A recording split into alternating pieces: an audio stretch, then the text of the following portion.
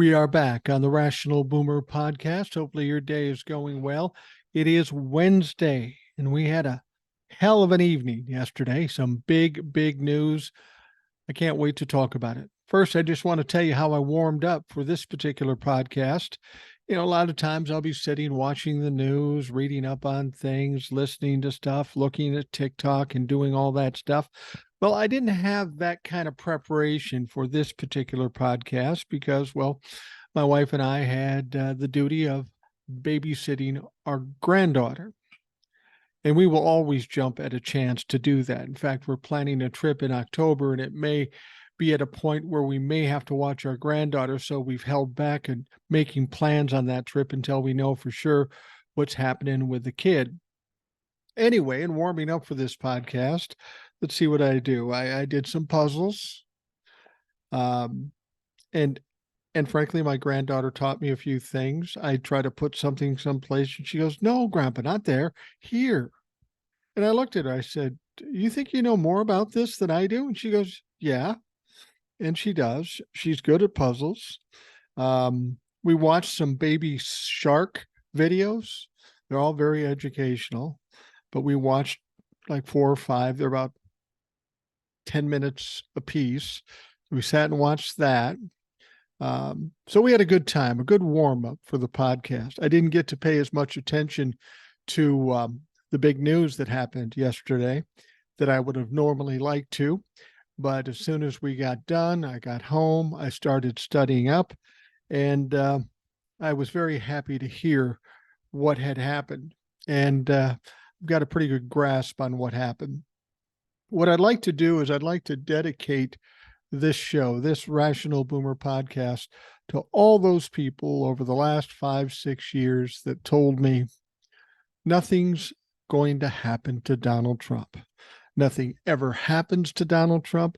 Nothing's going to happen to him. He'll slip out from this. He'll get away. Nothing's happening to Donald Trump. Well, I'm here to tell you, something has happened to Donald Trump. All you people who said nothing was going to happen, turns out you were wrong. Turns out I was right. And I'm not trying to pat myself on the back here saying I'm right. Logic would tell you why we ended up where we ended up. But people are so used to getting disappointed and Donald Trump getting away with things, they just presume that that would be the case here. But as I've tried to tell people before, these are different times than those times past when Donald Trump has gotten away with things. These are far different. Donald Trump chose to jump out of the private business world, the corporate world, and then jump into government. And that changed everything because it wasn't him being able to control everything. He's not bigger than the country or bigger than the government. And eventually it was going to catch up to him. And yesterday it caught up. Now, we know that Laticia James is suing Donald Trump for business fraud. For those of you who don't know, and I'm sure you do by now, but the reason she's calling what he did was fraud is pretty obvious. When he was trying to get loans or deal with insurance, he'd always inflate the value of his properties. And then when he paid taxes, he would deflate the value of his properties so he could save money. This is highly illegal. This is fraud. And this is what Donald Trump has done for fucking decades. So it's not surprising that eventually he gets found out and they catch up to him. Well, yesterday was that day, and he got caught up with. Now, we've been waiting for this lawsuit to start. It was scheduled, the trial was scheduled for October 2nd. Donald Trump was doing everything he could to try to avoid it. In fact, Donald Trump's lawyers asked for a summary judgment from the judge. What that basically means is let's not even do the trial. All the evidence we have shows we're right. Let the judge just make the decision. And what they were asking was to completely dismiss the case. It had no merit. Well, clearly the judge didn't do that. He wasn't seeing things like Donald Trump's lawyers were.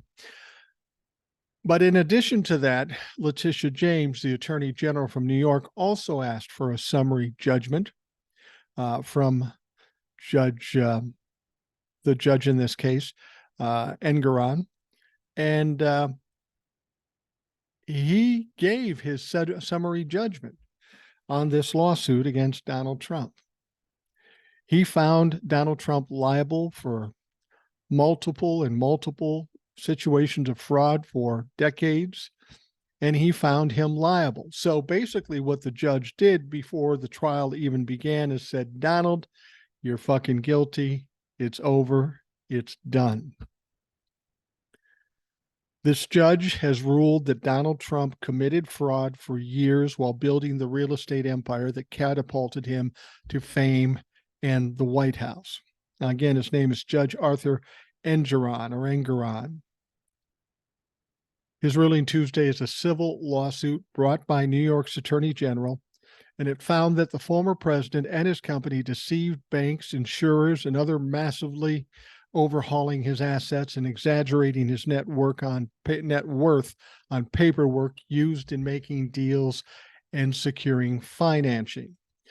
The decision, days before the start of the non-jury trial in the Attorney General Laticia James lawsuit, is the strongest repudiation yet of Trump's carefully coiffed image as a wealthy and shrewd real estate mogul turned political powerhouse. Among other things, among all the criminal activity and the corruption, it also proves that he is nowhere near as wealthy as he once claimed to be. I've been saying this for a long time. I knew he didn't have nearly as much money as he claimed. Donald Trump is prone to exaggeration, especially when it comes to himself. A lot of other people out there, many of you thought the same thing, but now we have proof positive. Now, beyond mere bragging about his riches, Trump, his company, and key executives repeatedly lied about them on his annual financial statements, reaping rewards such as favorable loan terms and lower insurance programs. This is what the judge found. Now, those tactics crossed a line and violated the law, the judge said, rejecting Trump's contention that a disclaimer on the financial statements absolved him of any wrongdoing.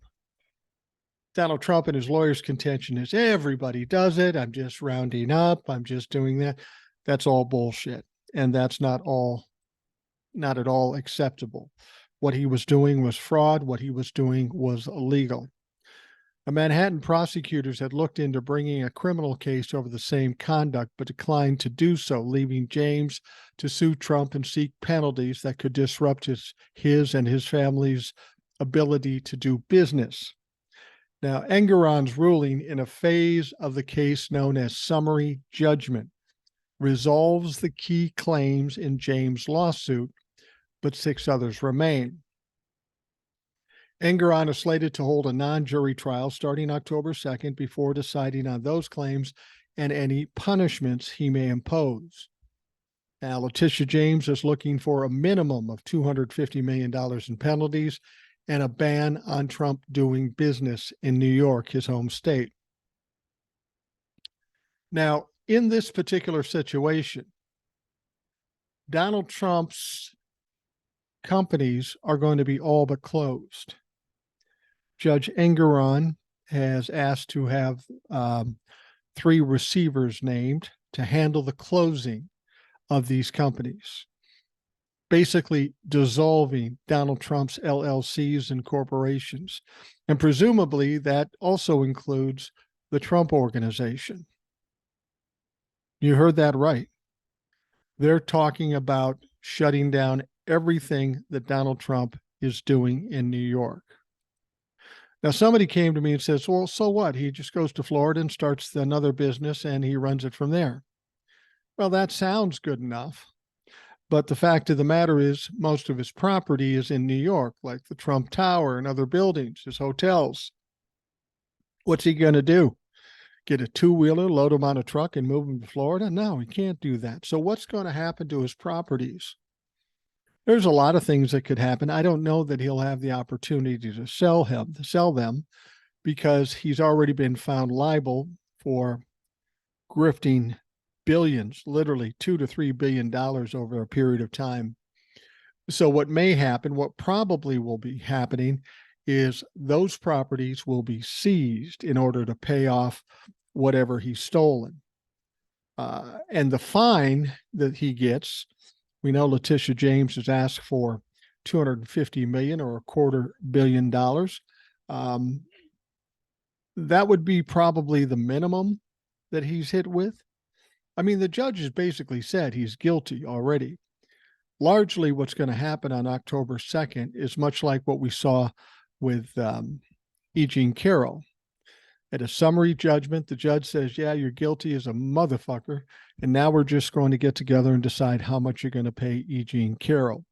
Very similar situation in this lawsuit. The judge gave a summary judgment, said he's liable for his misdeeds, his grifting and theft of money. So now when they get together, there may be some other smaller pieces that they have to sift through. But ultimately, it's going to be how much does Donald Trump have to pay? And they'll probably determine what's going to happen to the properties. But here's the thing. Say you have Trump Tower. It's a building running in Manhattan. Donald Trump's not allowed to do business in Manhattan. Oh, sure, he could move the home office to Florida or New Jersey or whatever he wanted to do. But those properties still have to be run, and they happen to be in New York, and they can't be moved. I don't think he's going to be allowed to sell them because he owes motherfuckers a lot of money. Nobody's going to give him free rein to do anything with his properties until whatever he's fined is paid. And if it can't be paid, they will seize those properties and dispose of them. They will sell them, probably pennies on the dollar. So this is really interesting. And this, as I said, leading up to this trial, this lawsuit, I've said many times, I said, this may be the most devastating thing that ever happened to Donald Trump to date. And it is, because it's going to take away every bit of money he has. It's going to take every bit of property he has. And it's going to make it so that he and his family can no longer do business in the state of New York. Now, keep in mind, these fines, these problems also are applicable to Eric Trump and Don Jr. Ivanka was let out of this one. Apparently, she had left the fold before much of this stuff has happened. I doubt that's the case.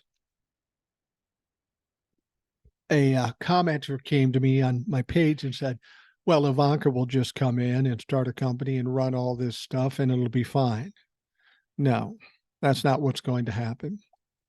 First of all, if you're Ivanka, and she's shown this to us to be true, she's going to want to be as far away from Donald Trump as humanly possible. She's not going to get tied up into this. She got away with it. She got out from underneath it. Just barely, but she did, and she's not going to want to wade back into this.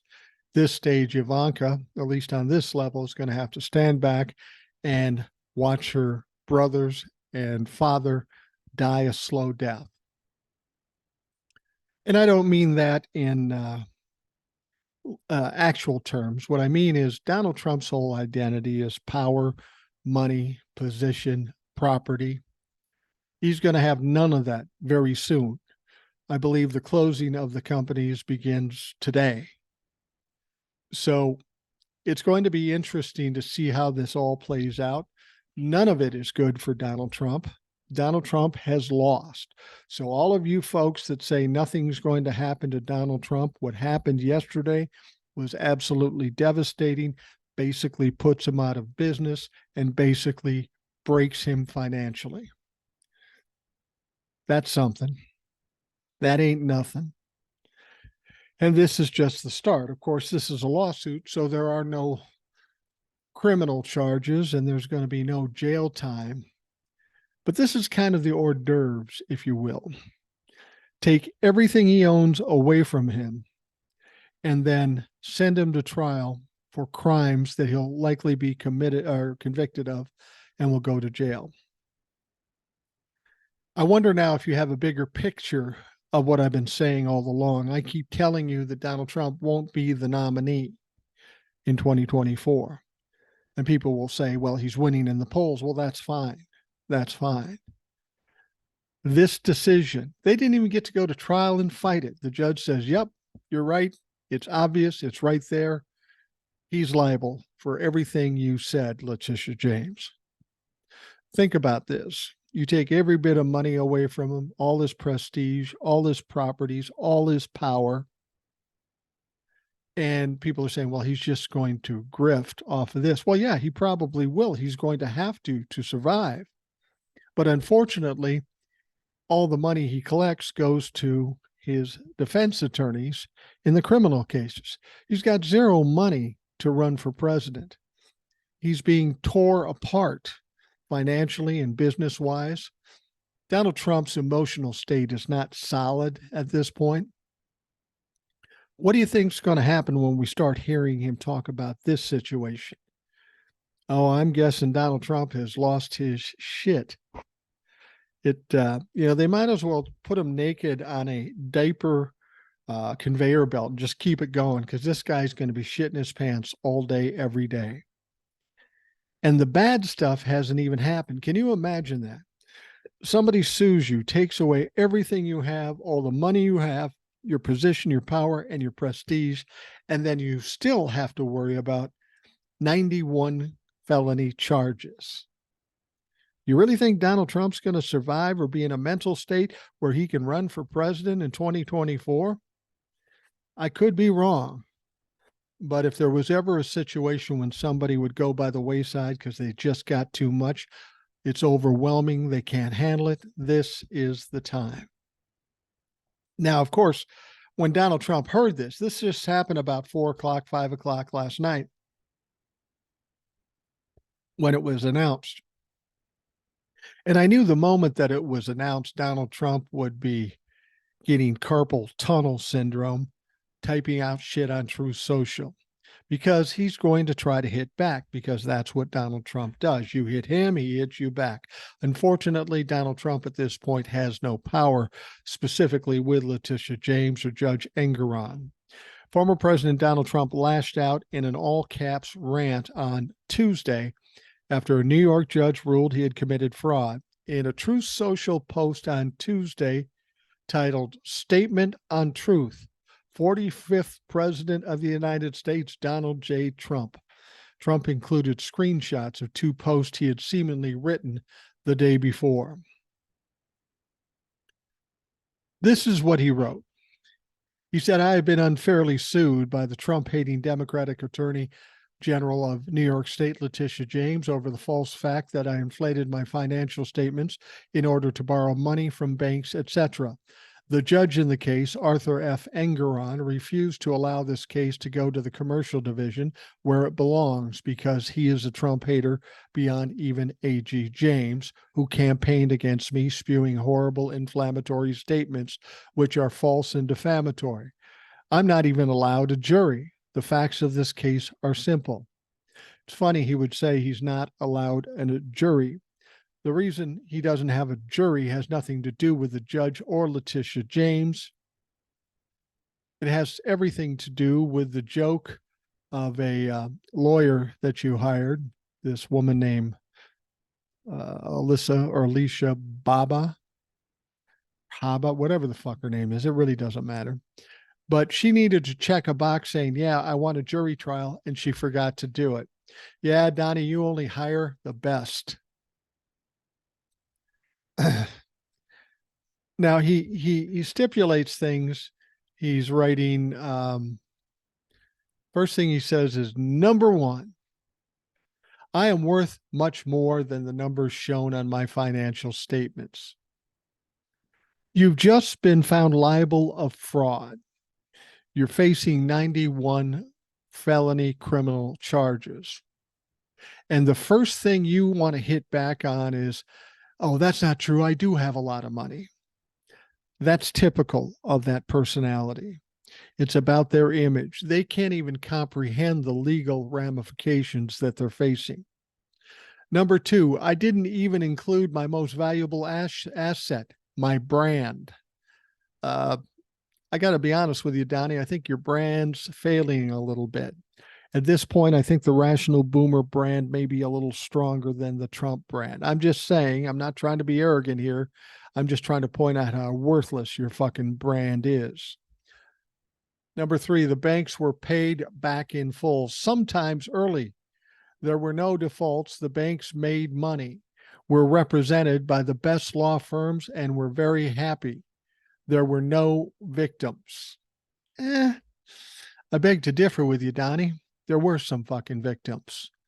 The people that didn't benefit the way you did.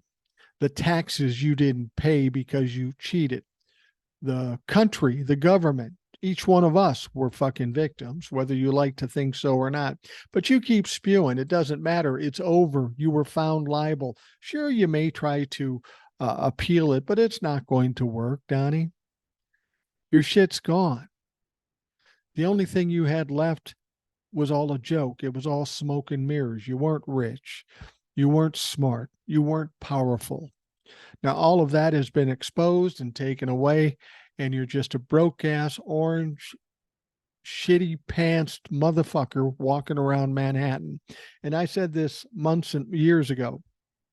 People would say, do you think he's going to go to jail? And at that time, I said, I don't know if he's going to jail because he's a former president.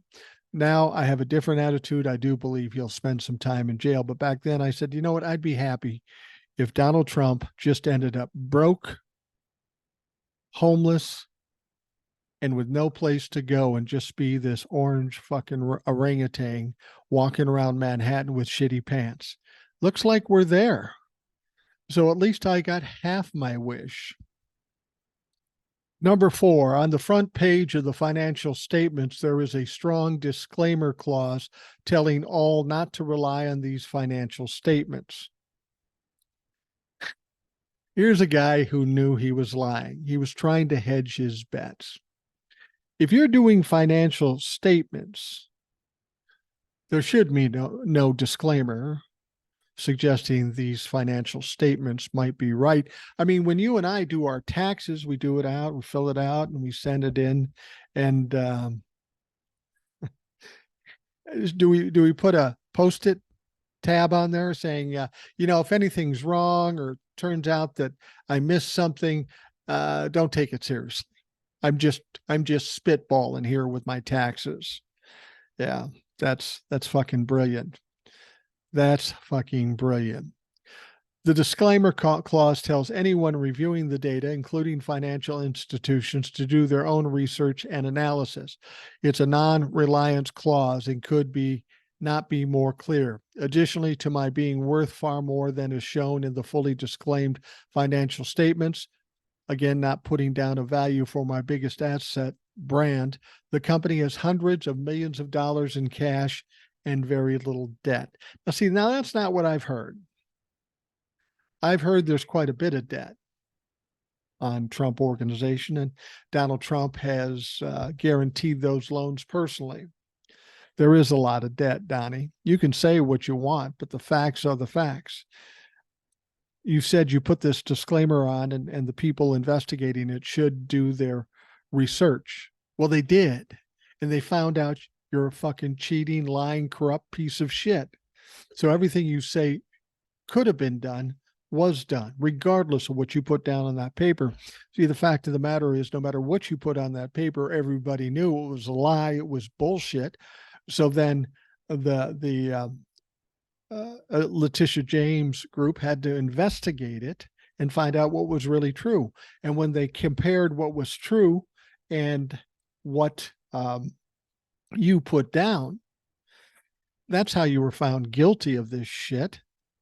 I mean, it doesn't matter what disclaimer you have. If you have a $10 million building and you're trying to get more loans or do something with insurance and you say it's a $20 million building, that's bank and insurance fraud. Then when you take that same $10 million building and make it say, it's really only worth about $4 or $5 million, so that's what I'll pay taxes on. That is tax fraud. No matter how it was written or what disclaimer comes up, the fact is you don't get a pass on breaking the fucking law.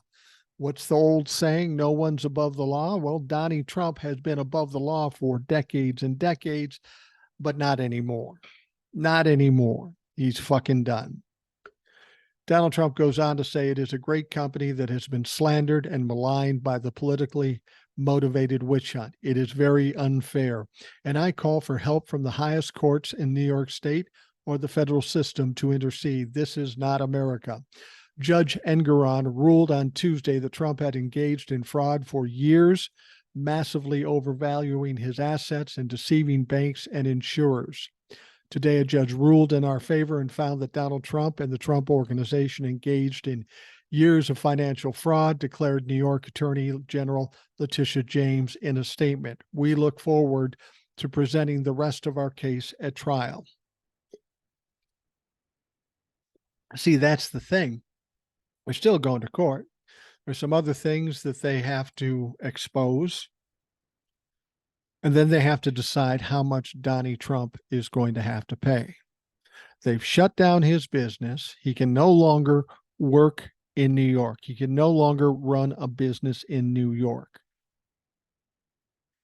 And how it's all going to shake out is going to be interesting. As I said, most of his business in New York is real estate. And real estate isn't something you can load up on a truck and bring it to Pennsylvania. It's there. Plus the fact he's been found liable for hundreds of millions of dollars of theft. So it's conceivable, it's even likely that they will seize all his properties. Can you imagine one day Donnie Trump will wake up, he will owe the state of New York well over $250 million, which he does not have, and they will take all his properties. And what is Donald Trump left? Is he left with Mar-a-Lago, or do they come get that too? I mean, the thing about it is while it's not a business being run in New York, it is a property owned by Donald Trump or whoever he's assigned to it. This is going to go deep, and this is going to hurt badly. And as I said, leading up to this court case, this may be the most devastating thing that ever happened to Donald Trump today. The only thing more devastating that could happen is he gets his ass thrown in jail. Now, it's important to note that Donald Trump isn't the only one that's going to be dealt with in this situation. His two sons, Eric and Donald Trump. Ivanka Trump was let off this case, and she's probably taking a sigh of relief right now. That doesn't mean she's not going to get caught up in some other things with Jack Smith, but we'll wait for that. But Eric and Don Jr., two of the dumbest motherfuckers you could ever hope to meet, they are now realizing that their lives are fucked. The only difference is they're in their 40s. Daddy's in his late 70s. He doesn't have much life to live, but Eric and Donnie have half their life to live, and they're fucked. The only way they've ever been able to make money is working for Daddy, and now Daddy can't have a company in New York. Not only that, they are going to be liable in whatever the fine is. If it's $250 million, $500 million, or $1.2 billion, they're on the hook too. And I guarantee you, they don't have the fucking money. Now, apparently, Eric was a little unhappy with the New York legal system on Tuesday. Apparently, that's what happens when a judge decides that your family business has repeatedly committed fraud. On Tuesday, when Engoron ruled that the former President Donald Trump and other members of the organization consistently overvalued his assets, we're still waiting to find out on the fine. But it's not surprising that Eric, and ultimately we'll hear from Don Jr. when he comes down off his crackhead high. It's no wonder the ex-president's son took to X or Twitter to what else? Whine and gripe about the verdict. Eric's a big whiner. He's a big time whiner. He posted that he has lost all faith in New York's legal system. Oh my God, not that. Okay, call it off. If you have no faith in the legal system in New York, then we won't do it.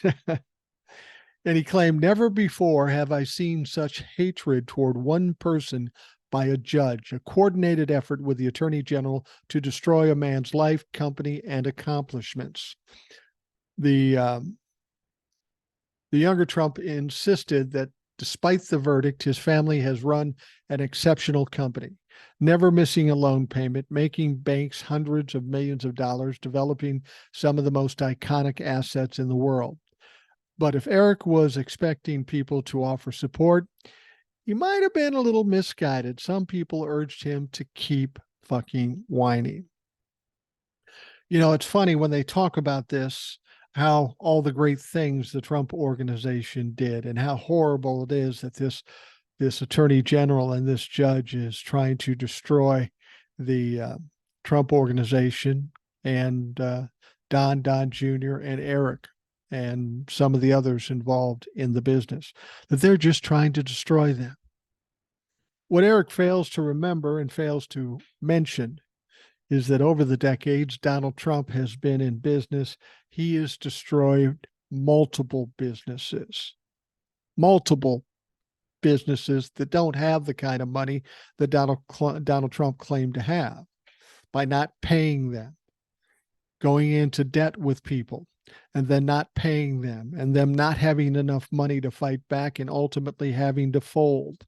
Or how about all the cities around the country where he gave his fucked up piece of shit rallies and he never paid the cities he was in? No one should be feeling sorry for Donald Trump. Donald Trump from the beginning was gaming the system, and they let him get away with it for decades, and finally it caught up with him. Not unlike Bernie Madoff, you know, he's pulling this pyramid scheme for 20 years, 30 years, and then finally it falls apart. This is why I've always said that the biggest regret that Donald Trump will have was running for president and winning the presidency. And then when he got in the presidency, he let his ego get away with him. And then he thought he could stay, and he thought he could do whatever he wanted. He thought he could weaponize the DOJ against his opponents or his foes.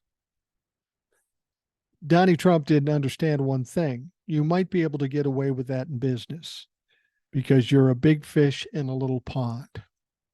But when you're talking about the U.S. government, you don't have enough to fight back. You don't have enough money to run them out of time and money. It can't happen. So you fucked up. You were the bully who went up against a bigger bully, and that bully just kicked your ass. Let that be a lesson to Don Jr. and Eric. You probably never saw this coming because you believed your dad would always be able to get out of this shit. Well, not this time. Not this time. And as I said before, this is devastating. This isn't about, well, if something happens, he might get out this way. He might. No, it's fucking done.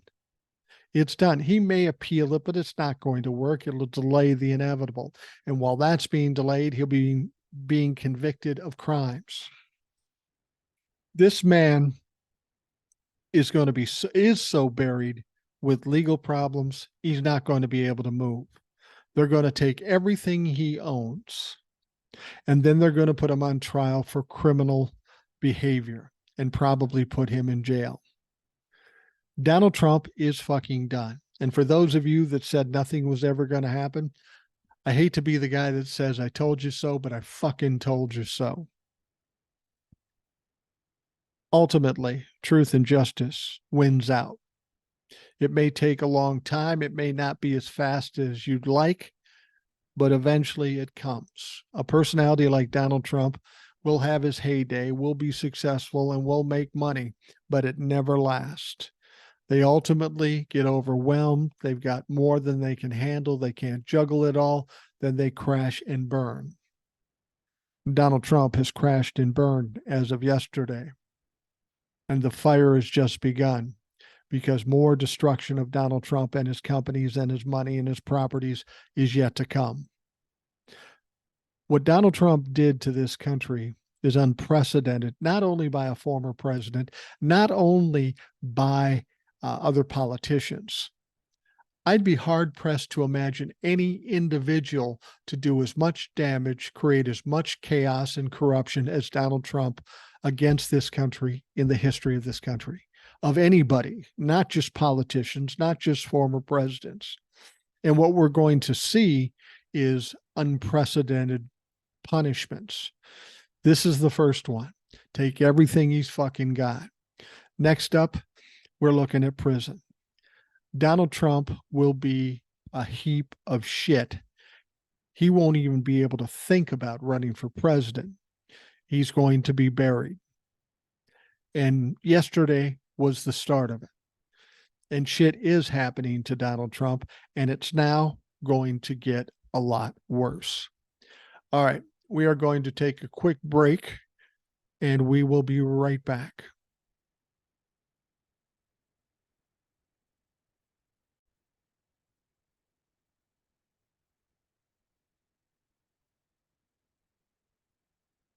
I got to tell you, I'm quite excited. I mean, we heard good news yesterday, devastating news for Donald Trump. It's the kind of thing we've all been waiting for. But I'm really anticipating what is yet to come. And I'm not talking about the criminal trials. What I'm talking about is the fallout from what happened last night. We heard Donald Trump and Eric screaming and whining a little bit, but they're going to get a little antsy. They're cornered. It's going to be interesting to see what they do. It's going to be interesting to see what Donald Trump's lawyers do, because you see, Donald Trump's lawyers in the case that was just decided by Judge Engeron, his lawyers were sanctioned, I think, I don't know if it's $7,500 or $75,000 each for filing these frivolous motions and this stupid bullshit that they were no doubt pushed to do by Donald Trump. Now these fucks are going to have to go into their own pocket and pay fines that they shouldn't need to pay if they had just done their job and not listened to Donald Trump. But the fallout from this is going to be interesting, and I'm really intrigued to find out what it's going to be with the Republican Party. I mean, how are you going to twist this? How are you going to flip this? What's Jim Jordan going to say, or Matt Gaetz? I don't know. But whatever they say, it isn't going to help. The facts are the facts. Donald Trump was found liable for a shit ton of money and corruption and criminality. And I've said this before, and I'm going to say it again. I don't know if I'm onto something or I'm on something. We know when the Manhattan District was first looking into this whole fraud shit, they ended up getting a conviction of Alan Weisselberg, the CFO of the Trump Organization, and they also convicted the Trump Organization of 17 cases of felony fraud. That's pretty damning. And then while we have the lawsuit, and the lawsuit is won by Laticia James, once again, Donald Trump is guilty. Now, when Alvin Bragg first took over with the Manhattan District, a lot of people presumed he would go after Donald Trump for criminal reasons in the criminal trial against Alan Weisselberg and the company itself. It's a small company in the sense that Donald Trump's hands were on everything, and it would seem to be that if Alan Weisselberg is guilty of crimes, then so is Donald Trump. And now that we've had this lawsuit found him liable, I have to wonder, I don't know if he'll look at it as just piling on or he'll feel cocky and want to do it, but I have to wonder if Alvin Bragg might say, you know, this is a good time to file criminal charges in the state of New York against Donald Trump. Will it change anything? Will they ever get to that trial with all the other more flagrant trials? I don't know. But I would think theoretically, Alvin Bragg could file criminal charges against Donald Trump. Clearly, he was in the middle of it, and clearly he is guilty. We'll see.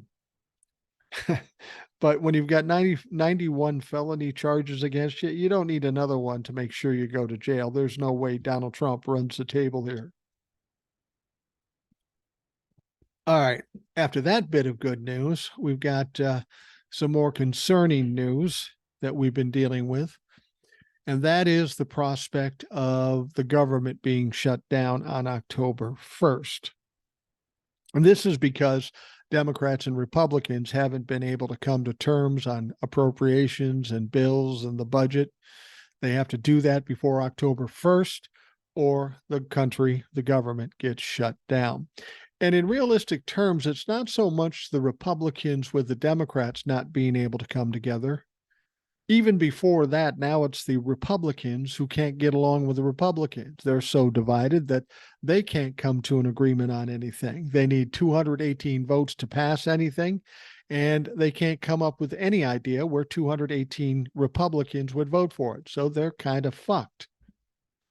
Now, the Senate has been a little upset about this. Let's be honest, all the Democrats and any reasonable-minded Republicans know a shutdown is not going to help anything. In fact, it's probably and most likely going to hurt the Republican Party coming up in the 2024 election. So people of a reasonable mind don't want it to happen. Now, the unreasonably minded people, the Freedom Caucus, the MAGA fucks, the Matt Gaetz, the Paul Gosars and such, they want our country to shut down. And why is that? Well, because Donald Trump wants them to do it. See, Donald Trump somehow has it figured in his head that if they shut down the country, they'll blame Joe Biden and it will hurt Joe Biden, which is absolutely ridiculous and absolutely wrong. The Republicans know this, but still they can't help themselves. They will bend over backwards or frontwards for Donald Trump, no matter how stupid the idea is. I got to admit, Donald Trump's got to be a persuasive motherfucker if he can get them to do this when they know it's a loser, or how he got his lawyers to do frivolous and stupid stuff and get sanctioned. How he convinced them to do this shit. I don't know. Does he hold a gun to these fuckers' heads? Does he have something? I don't know what it is, but it probably has more to do with the cult aspect of those people that follow Donald Trump. Now, in hopes of keeping the federal government funded past September 30th, now rests on a Senate bill unveiled Tuesday. But between House Republican leaders signaling no interest in it and the Senate's own procedural vagaries, it's questionable whether it can pass in time. Now, there was a bill passed in the Senate, a budget bill. But as we know, now it has to go to the House of Representatives. Normally, the way it would work is that it would go to the House would pass something, go to the Senate, presuming it passes there, and then they work it out, and that's how the bill is done. If one House decides they don't like it, then it's not going to pass. Now, what they're doing here isn't about a full resolution. They can't come to terms on a full resolution. They're looking at a short-term resolution to give them an extra month or two or more to get the final deal cut. And they're going to have a problem with getting that short plan voted on. The bill would keep the government funded at current levels through November 17th. Provide $6.1 billion in military and economic aid to Ukraine and $6 billion for the Federal Emergency Management Agency's pot for disaster response, and extend the authorization of funding for some programs that would otherwise lapse, such as cash welfare assistance, FAA programs, the Women, Infants, and Children Food Aid Program, and federal flood insurance. Now, Senator Mitch McConnell, leader of the Senate Republicans, was on board with the stopgap plan, saying it would give lawmakers more time to haggle out funding on the issues like border security. More time. We've talked about this before. Between June 24th and September 11th, the House of Representatives only worked 11 days, and in those 11 days, they were more concerned about trying to impeach Joe Biden. I know with the Minnesota Vikings, when they lost their third game, there was an issue with time management, and they lost. I have a feeling that we have an issue with time management with the Republicans. They focus on bullshit and don't get the duties that they should be addressing done. Does giving them 2 more months or a month and a half, does that help them? Is it going to get this done? I don't know. It just gives them time to posture. Kevin McCarthy is going to have to cave in like he did with the debt ceiling. He's going to have to risk the possibility of being the attempt to vacate him from the speaker's job. And as I've told you before, I don't think they would accomplish that.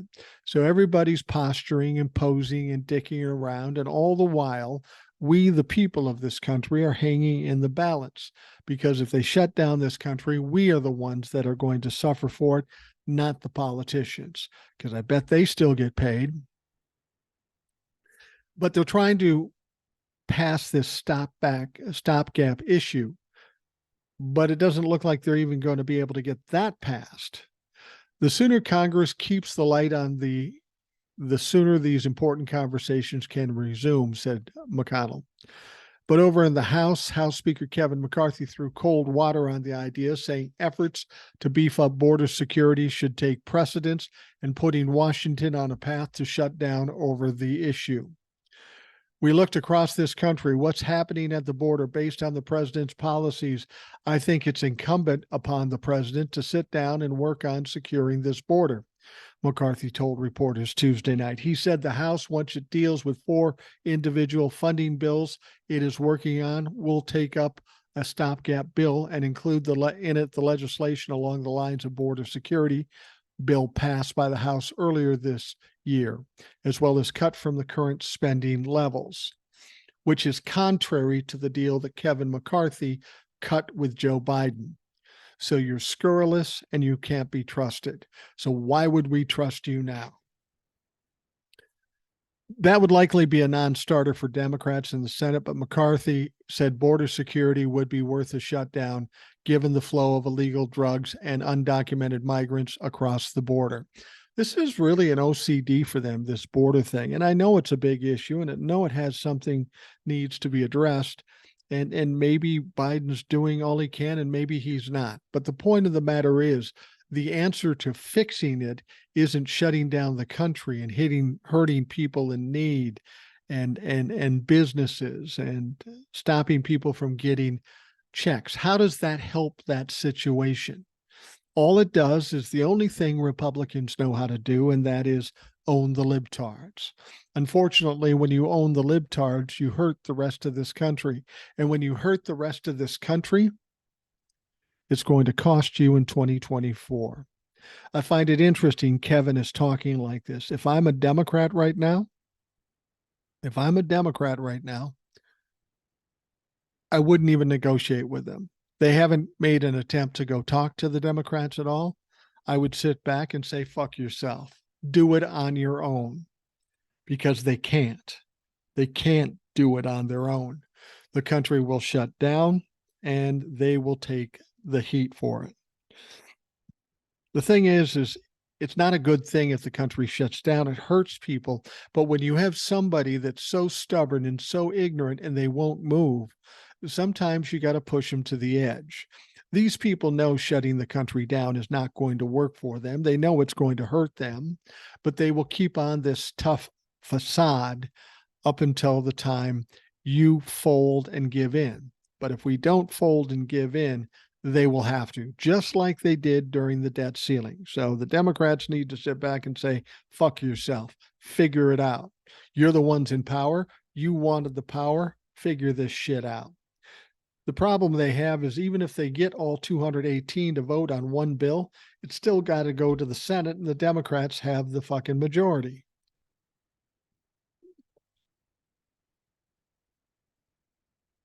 Kevin McCarthy went on to talk about the border. He says, I think that matters. If the president doesn't think that matters, that's a difference of opinion. But I think the rest of America thinks that's madness, he said. The amount of time, though, for legislative ping pong between the two chambers of Congress is dwindling. The government is funded only through Saturday, September 30th. Today is Wednesday, September 27th. 3 fucking days, and they're not even close. I still think, knowing how the government behaves, the last minute, at the last second of the last minute of the last day, they will find some stopgap issue to give them another month or two. maybe November 17th. I just feel that because that's how they do things. Could be wrong about that. I hope I'm not. I hope I'm right because I don't want to see the country shut down. The Senate bill passed a procedural hurdle Tuesday night, but unless all 100 senators agree, debating and voting on the actual bill itself will likely take at least a few days. We don't have a few days. Well, actually, we have exactly a few days. You're not going to get this done. That would leave the House pushing up close to Saturday's deadline when it received the bill. And if they send it back to the Senate with changes, the clock will start over again. If they get it done, the earliest will be Thursday and the latest will be Saturday night. So by then it might be too late, Representative Tom Emmer from Minnesota said. And he is a representative from my home state, and he is an obnoxious piece of shit, and he's a horrible representative. I'm just saying, no real opinions here. I just wanted to point out what I thought of that piece of fucking shit. All right, with the deadline falling on the weekend, the result could be a soft shutdown. Technically, agencies would be unfunded as the start of Sunday, but if they have no activities until Monday morning, the effect would be the same as if there were no shutdown. So what they're saying is, if it shuts down on Sunday or Saturday or whatever, and it shut down on Sunday, it wouldn't have as much effect because a lot of the departments aren't up and running anyway. So that would give them an extra day to get it done on late Sunday or Monday morning. We shouldn't have to be doing this. This is all a fucking mess that is absolutely unnecessary, and it's caused wholly because of the Freedom Caucus and because of the Republican Party not having the balls to push back against the fucking Freedom Caucus.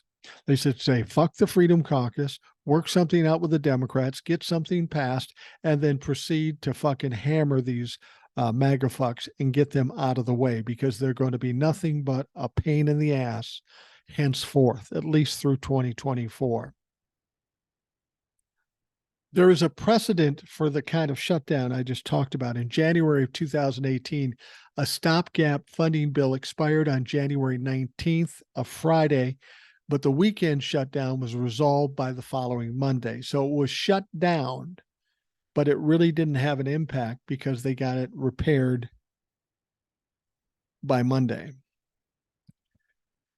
Not everyone is convinced the compressed timeline means some back and forth over a final bill is impossible. Rules Committee Chairman Tom Cole, a Republican, expressing the Common House member view of the Senate as the dowdy laggard of the two chambers, said, if the Senate can do it, the House can certainly do it. It's just a question of whether there's the will to get it done. And the problem is you have a lot of people that not only don't have the will to get it done, they don't want it done. The Senate stopgap bill did not please everyone. Senator Ben Cardin, Democrat, Maryland, said he was disappointed. The temporary funding bill only had a few $1 billion for Ukraine compared with the about $20 billion sought by President Joe Biden. While he said the bill being a stopgap meant the smaller amount was no big deal, I would like to get money approved sooner rather than later. It's needed. McCarthy signaled the money for helping Ukraine is a red line for the Republicans. They do not want to help Ukraine. They have more money already. They have money to carry them through the next 45 days in Ukraine. But why does that precedence over what's happening on the border?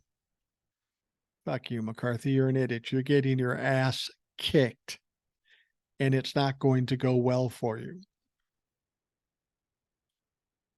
Now, we have an interesting situation domestically, and it's about this United Auto Workers strike. We got Joe Biden, who went down to the picket lines yesterday and stood in solidarity with the strikers.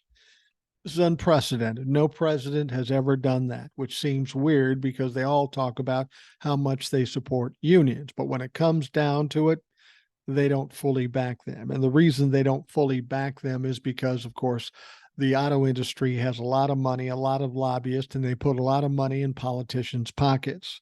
So nobody's willing to butt up against them and take a chance of losing the money. However, Joe Biden did. And that is interesting. We also know that coming up, is it today or tomorrow, this debate, the GOP debate number 2, Donald Trump is not going. And Donald Trump instead suggested that he would go to Detroit and talk to the striking auto workers. But he got a lot of pushback because he isn't known for his support of union workers and the average people. They started pushing back hard on that motherfucker. Now, the UAW warned Donald Trump that he shouldn't come to Michigan to speak to the members who are on strike.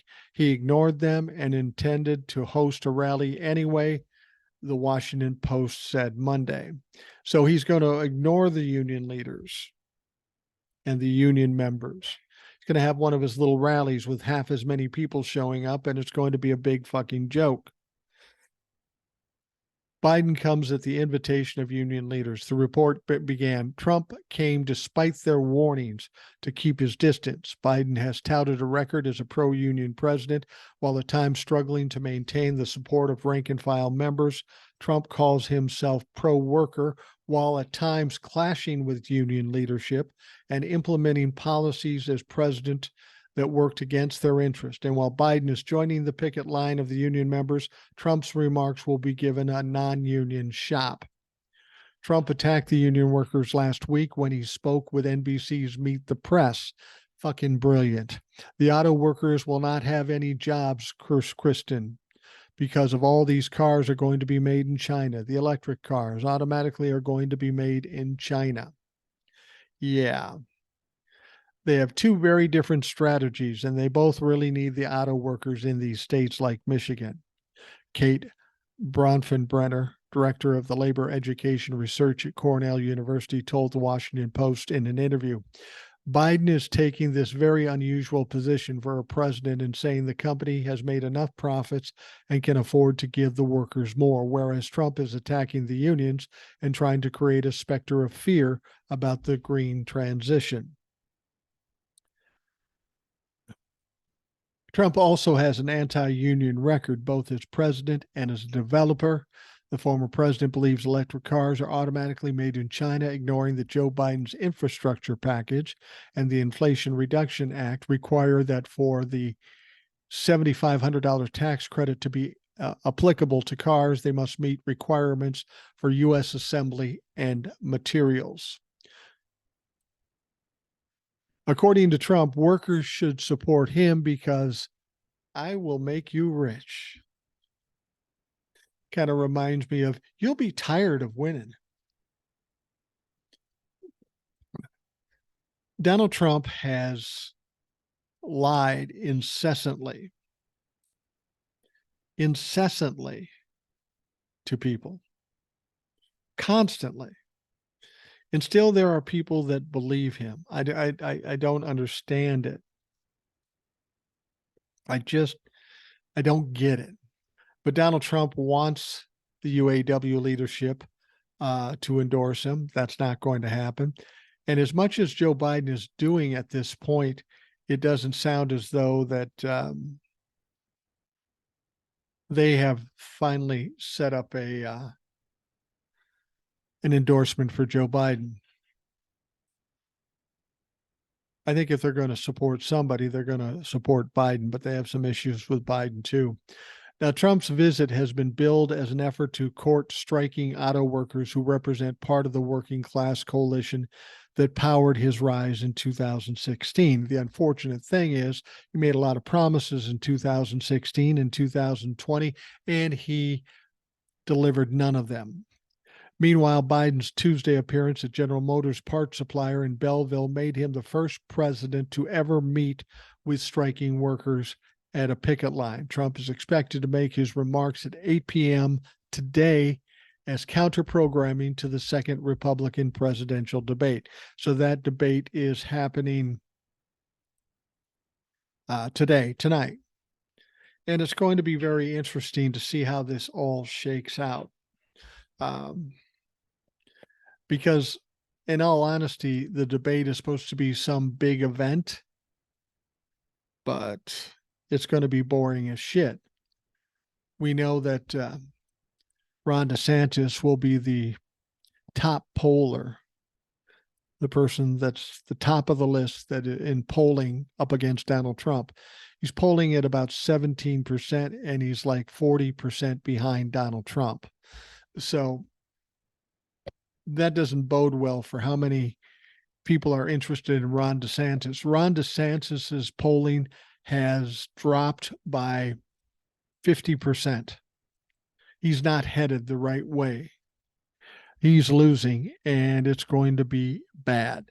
Now, you're going to have Chris Christie talking shit about Donald Trump, and this should be real interesting after this last legal issue with this lawsuit and Donald Trump being found liable. Chris Christie is a former prosecutor in New Jersey, I believe. He's going to have a lot to say about this shit. He's going to have a lot to say about this shit. And so that'll be interesting. You know, Vivek Ramaswamy, I think he's been beaten down pretty much. And I don't know if he's going to be a factor or not. He's going to be yapping. There's no question about that. No question about it. So we'll try to watch the debate. No one's going to listen to Donald Trump's rally, and he's going to gain nothing. And the fact of the matter is that everything he does have has now been taken away from him. So fuck Donald Trump. You know, people always ask me to tell personal stories, and I don't normally do it because I like to focus on those things that people expect when they come to the Rational Boomer podcast. But I saw something in the news today that got me kind of thinking, and it reminded me of a story. First of all, we heard the news that Baltimore Orioles Hall of Famer Brooks Robinson, a third baseman for the Orioles, died at 86.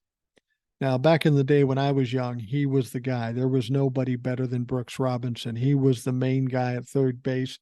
Nobody was better than Brooks Robinson. And in the late 70s, when I was 16, 17 years old, I worked for a radio station that was part of my schooling. And I kind of cut out a job for myself to make a little extra money. And what I was doing is I was being a stringer. Now, I worked for a radio station, so that afforded me into press conferences and practices and games, and I got in for free, which was awesome for a 17-year-old kid. I saw boxing matches, soccer matches, football, hockey, basketball, and baseball. Now, in this job as a stringer, I had the opportunity to go to any Twins game I wanted, as many as I wanted. I had a pass to go into the stadium. Excuse me. And then I could go on the field before the game when they're having batting practice and interview people. And I had occasion. I would normally go down because back in those days, the Twins weren't the greatest team. They had a few great players. Rod Carew, who was kind of a dick at the time, didn't really talk to him. They had some other quasi stars, but nothing big. But when teams came into town that had big stars, I was always there. Like, for example, when the Baltimore Orioles were in town, they had Jim Palmer, who was a pitcher, but he wasn't always out there because he might not be starting that day. But Brooks Robinson was always there because he was a starting third baseman at that time. I think he went to first base later when he got older. But the fact of the matter is he was out roaming the field, and I walked up to him. I said, "Mr. Robinson, do you mind if I ask you a few questions?" And he was very nice. I'm just a kid. I'm 17 years old. I do the little interview with him. And then when I got interviews like that, because there would be a series of games, they would be playing the Twins the next day, I would take those audio tapes, give them to radio stations in town, sometimes national, but generally just local stuff. And they'd pay me a little money for the interview, and then they'd use it in their news and sportscast. So it was a great fucking job for a guy my age. I was very interested in sports. I wanted to be a sports guy. I wanted to do play-by-play. Baseball wasn't really my thing, but shit, I'm out there. I get to walk around the field before the games. and talk to famous people. Then when the game started, I got to sit in the press box with a bunch of old newspaper writers and listen to their stories. It was fucking awesome. And then after the games, I'm going to tell you two quick stories here because I got a little time. Kelvin Griffith was the owner of the Twins at the time. And I just watched a game from the press box with all these news writers, and the Twins lost very badly, very badly. And I'm walking down the halls and I see Kelvin Griffith. Now, I don't know Kelvin Griffith. All I know from the newspapers was he's cheap and he's a little grumpy, but I'm 17. I don't give a fuck. So I go up to him and say, Mr. Griffith, would you mind if I ask you a few questions? And he looked at me like I just shit my pants. He said, we fucking lost. I go, yeah, I know, but I'd still like to talk to you. It'd be a great opportunity for me to talk to you. And he seemed absolutely disgusted with me. And then he said, all right, come on. He grabbed me by the shoulder and he led me away. He brought me up to a lounge, is the best I can explain it. It's almost like a combination small supper club bar. It was his place, and a lot of people would go there. A lot of sports guys and players and reporters and such. He brought me in this back room, and I thought he was mad at me. I don't know if I thought he was going to kick my ass or something. Anyway, he sat me at this table. He goes, "You ever had beer cheese soup?" I go, "No, I never even fucking heard of that." He goes, "You got to try this shit." He comes out with a bowl of beer cheese soup with popcorn on it. He sits down. He goes, "Eat that shit. It's good." He talked like that. He had a problem with swearing, which was appalling for me. Anyway, I'm eating this beer cheese soup. He goes, "You old enough to drink beer?" No, he said, "Do you drink beer?" And I said, "Yeah." And he said, "Are you old enough?" I said, "Well, not really." He said, "How old are you?" I said, 17. He said, "Close enough." He grabbed me a beer and gave me the beer cheese soup. Oh, he said, "Okay, now ask me fucking questions." And I did. And he was just the sweetest guy. I mean, his reputation wouldn't be as such, and he had occasion to say some racist shit. And but he was a very nice guy, and it was a wonderful experience for a 17-year-old kid who didn't know fuck all about fuck all. But that's not the story I was going to tell you. In 1977, it was a big year for the New York Yankees. And I'd always go down to the games when the New York Yankees were playing because I could see Reggie Jackson, all the big stars from the Yankees. Okay.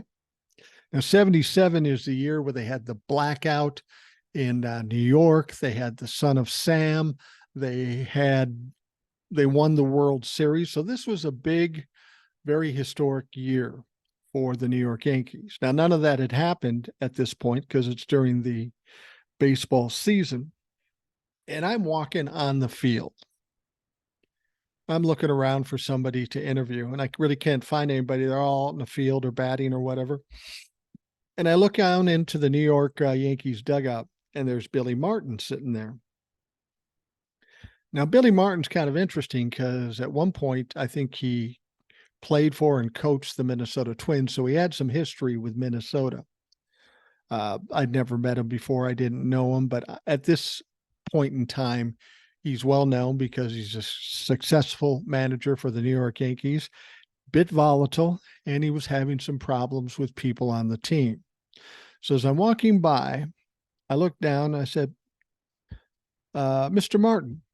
I always called him Mr. Martin. I was a kid. I had to show some respect. I said, "Mr. Martin, could I ask you a few questions?" He said, "Sure, kid, come on down." So I walked down into the dugout, sat with him on the bench, which was cool as hell.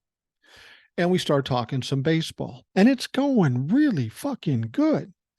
Really fucking good. He's just a nice guy. Ask him a baseball question. He answered emphatically. He's telling me a lot of stuff. I'm learning a lot of stuff. It's a great interview. But again, in this particular year, it was fairly volatile for him because he was arguing with Reggie Jackson and George Steinbrenner.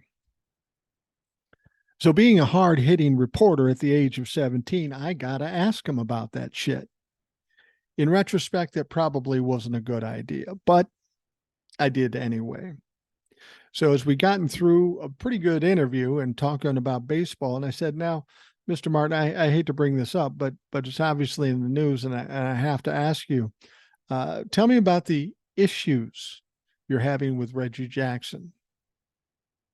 Now, he looked at me with fire in his eyes. He was mad as shit. And if anybody knew anything about Billy Martin, he'd just as soon punch you in the mouth as talk to you. And I thought he might do that, but I think he realized I was underage and that might cause him some problems. I might have had a lot more money now if he'd actually done that, but that's not what he did. I asked him the question. He got angry and then he looked at me and he decided to do something different. He decided to ruin my interview and teach me a lesson. This is what he did. Reggie fucking Jackson. I fucking love Reggie fucking Jackson. He's the fucking greatest player in the history of this fucking game. Fuck, I love Reggie fucking Jackson. So he threw these F-bombs in there because he knew I couldn't use it. And then being dumb, I decided to push the issue and I said, yeah, I know, but you're having problems with George Steinbrenner too. You guys aren't getting along. And he looks at me, he goes, are you fucking kidding? Fucking George Steinbrenner is one of the finest owners in all of baseball history. I fucking love George Steinbrenner. We fucking hang out fucking all the fucking time. And he's using the F word more than anybody I've ever heard. And it just goes over and over and over again. So after a period of time, not being completely stupid, I realized, well, this is fucked up. So I said, okay, Mr. Martin, thank you for your time. I shut off the tape recorder and I start walking out of the dugout and he says, hey, kid. I go, what? He goes, good luck with that. And he fucking smirked at me and I just walked away beaten and defeated. But I'm kind of a cocky little asshole myself. So I decide, you know what? I'm going to teach Billy Martin a fucking lesson. Yeah, 17-year-old me on a 5,000-watt radio station, public radio station. I'm going to teach that motherfucker a lesson. Oh, I thought I was a big shot. So what I did was I went back because Billy Martin assumed I couldn't use the interview. And presumably that's true. The first part was fine. I could have just used the first part, cut off the second part, and just ran it, and everything would have been cool. I would have been a hero. But oh no, not me. Not Mr. Brains over here. I want to embarrass Billy Martin. I kind of want to cause a stir. So what I do is, one of my skills in the business was production, meaning editing and cutting and taping and all that stuff and doing that. So what I did, and it was painstaking and it took forever. But when I got to the point where he was saying the F word, I decided I recorded a tone like the beep you would hear when somebody swore. And every swear word I put in a beep tone. So it was George beep, Steinbrenner, I beep, love, bite beep, and it was just obnoxious. I had 1,000 beeps in this thing, but I was going to play it because it was going to embarrass Billy Martin. Well, I suspect Billy Martin never even heard the interview because it only aired once. Because when I put it on the air, my boss came back to me and go, what the fuck is that? Are you an idiot? Why would you do that? I got admonished pretty good. They took the tape off. He threw it in a garbage can. I never saw it again. And that's probably what he should have done. Now, as an older man, if a young kid did that, I'd do the same thing. But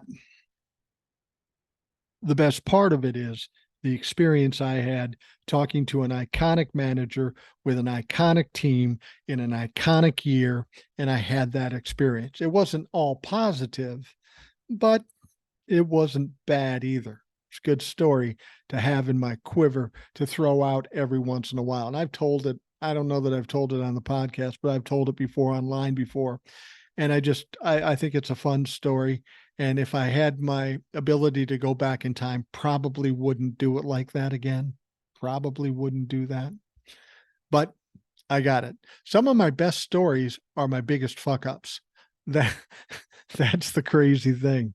Things that I did that were absolutely stupid, I find absolutely hilarious now. All right. we are going to wrap up the Rational Boomer podcast. I want to thank you all for taking the time out of your day to listen. I hope you have a great day, and we will talk to you again tomorrow.